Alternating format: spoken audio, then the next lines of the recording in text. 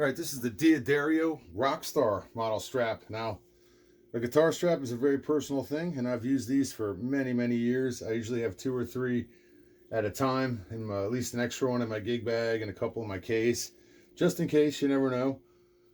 This has the classic Rockstar design on it. What originally turned me onto it is it reminded me of the Chuck Taylor symbol, so that's why I got it.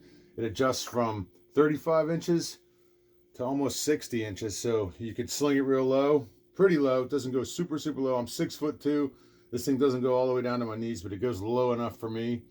I play in a cover band, and I'm on stage for 4 hours a night, you know, when I play, and this thing is comfortable enough for me. It's got a nice fabric to it. It's not painful at all. I do play lighter basses, but I just absolutely love this thing. I love the pattern on it. It's something I've used for years, and I use it with these strap locks too. It's got a nice tough leather on here. You know, you just basically, the strap lock comes with a screw on one side of it and a washer. So you just run the strap lock through here, put the washer down, screw it on tight, and make sure you tighten it up with something.